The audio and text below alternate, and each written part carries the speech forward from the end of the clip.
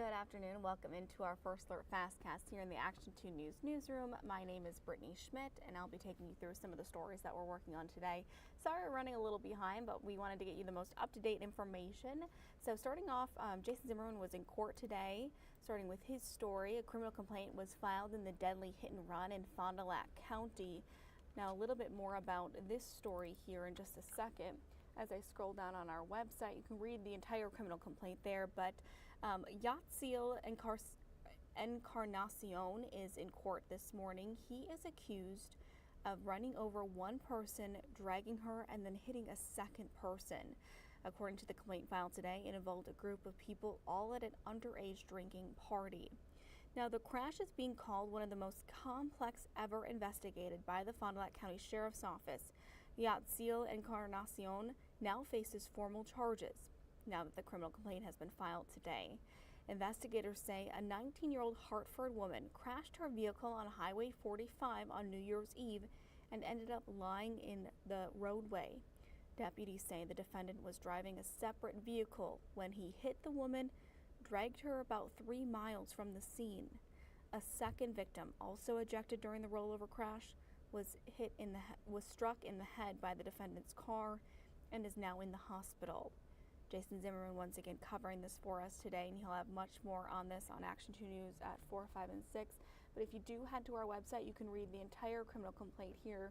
We have it attached at the bottom of the story, and you can read everything there. Again, this is a very complex case. Fond du Lac County Sheriff's Office says one of the most complex they've ever investigated just because of the details in it. Another story we're following today, Give Big Green Bay. Now, this is something that we follow often, every year. So the Green Bay Packers Foundation and Greater Green Bay Community Foundation, they're announcing a record number of nonprofits who will benefit from this year's Give Big Green Bay event. So last year they did about 45. This year they chose 50 nonprofits who will benefit from this year's 24-hour fundraising event. So it runs from February 21st to 22nd, but today they announced those nonprofits. They serve Brown County, and they say that they're excited for the 24-hour day of giving in to return. Some this year is their first time being chosen to receive donations through the event. Others are just thrilled to participate for another year. Samantha Cavalli caught up with a few of them, and she'll introduce them to us tonight on Action 2 News. Do you remember this gentleman? This is Caleb Anderson, and it's an interesting story, and it started off in Michigan, then Wisconsin, and then ended up in Alabama, actually. So Caleb Anderson, he's an Iron County man from the UP. He's accused of crimes in all 3 states. So he was sentenced on January 4th in Alabama for 1 count of capital murder in the death of a 52-year-old man. That man was found dead in an apartment in August 3rd, 2022. So Anderson was arrested in Helena, Alabama after the crime spree, and it started in Upper Michigan. The Michigan State Police were first started searching for Anderson after he was a suspect in an assault of an 18-year-old woman while she was out running. In the following days, that's where he led here with the video you're seeing right now here in Green Bay. He was identified as a suspect in the August 2nd murder of 65-year-old Patrick Ernst. The criminal complaint, which details the crime scene and the investigation, revealed that police found Ernst in his bedroom with wounds from a sharp object to his body. Police found messages written on bedroom walls, including verses from the Lord's Prayer and R.I.P., and they also included a handwritten note. They found a handwritten note on the recliner in the bedroom that said, "I'm so sorry, he didn't deserve this." So police say Anderson stole Ernst's vehicle and then left the state and ended up in Alabama, and that's where he killed another person and then was taken into custody there. So he's facing charges there. He was given life without the possibility of parole earlier this month. There are no court proceedings for Ernst in Wisconsin or in Michigan as of right now because, again, he is sentenced to life in Alabama. But we'll keep you updated on that. But we're following along on this story. This is from 2022, so quite a while. All right, let's head outside. Where do we want to go? Let's go out to Sturgeon Bay. Let's take a look at the bay out there. Cloud cover. It looks cold. It definitely looks cold, but we know it's not as cold as we have been experiencing the last few days. Right, Bo? Or are temperatures changing? Yeah, they're changing slowly but surely. Slowly, yeah. They're changing. I mean, it is a lot better than what we were at earlier in this week, where we saw wind chills 30 below. Now we're not that bad out there, but we'll see temperatures start warming up by pretty much next week. This weekend is still going to be a little chilly, but at least we will see sunshine. And then starting Monday of next week, that's when we'll reach back up into the 30s. But these are looking at the lows for tonight. Yep, we're going to be down into the, yeah, it's still cold. It's still really, but cold. I mean, if you compare it to what it was Monday, it's not that bad. It's not terrible. We're slightly below average. You can feel the difference outside for sure. Oh, you could definitely feel the difference. You don't have to, it doesn't take as long to warm your car up. I mean, you get warmer quickly now instead of dealing with 30 below.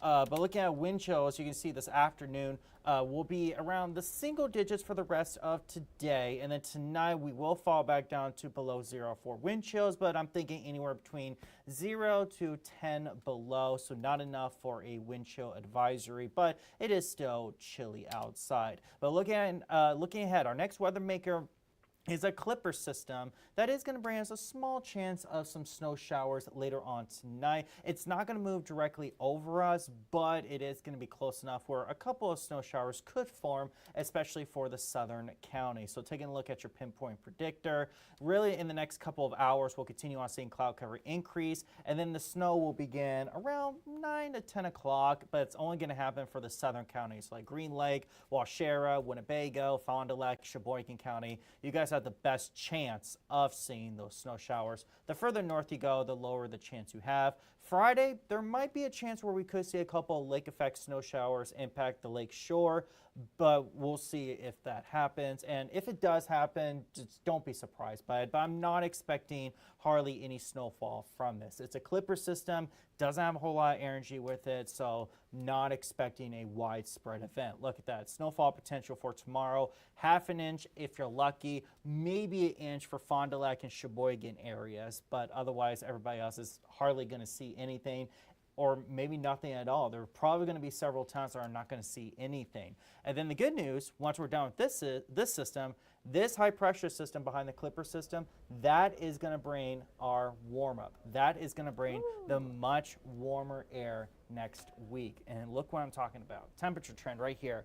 Gradual, and then it really increases by Monday. 32, then 35, and 37 all next week. So there's going to be a lot of melting happening next week, but comes with that is a chance of fog. So next week is probably going to be a little bit foggy during some of your morning commutes, so keep that in mind. But yeah, I think I'm kind of ready for these 30s. Yeah, and I saw it was like above normal, so we're going from like such extreme to kind of a little bit more normal, what we're used to seeing in January. I know. I don't know why Mother Nature can't just stay within the normal boundaries. It has to be so cold or too warm. I don't know why she can't just stay normal, but I guess that's too much to ask. You can't control it. All right. Thanks so much, Bo. You're welcome. All right. So let's move on to some of the other stories that we're focusing on today that you'll see in our afternoon newscast. I'll pull those up here for you. So at 4 o'clock, a new report was released today. The Department of Justice shared the results of a more than year-long investigation into police failures during the attack on Robb Elementary School in Uvalde, Texas. One of the worst school shootings in U.S. history. The report found failures at all levels of police leadership. It comes after a series of probes into what went wrong that day, including an ongoing criminal investigation. At 4:30, Cami Rapson sits down with the Oneida Nation Council member to talk about the recent announcement from the DOJ and their collaboration between the Human Trafficking Task Force and the Missing and Murdered Indigenous Women Task Force. So much more on that important discussion at 4:30. At 5 o'clock, we sit down with Police Chief here in Green Bay to talk about a new report that crime is down in Green Bay, 13% less calls here in Green Bay. So what do those numbers really look like? What's working? Why has crime overall dropped, but where has it increased? And then what plans does the department have to do to continue fighting crime? So we'll look a little bit closer at those numbers. And then tonight in Small Towns with Jeff Alexander, this week we head to Chilton to meet Eugene Stocky. Eugene has made hundreds of clocks in the past 40 years and has actually given them all away. So you're not going to want to miss this one here coming up tonight on Action 2 News at 6. Thank you so much for joining us for this afternoon Fastcast. We appreciate it. We'll be back here tomorrow, so have a good one.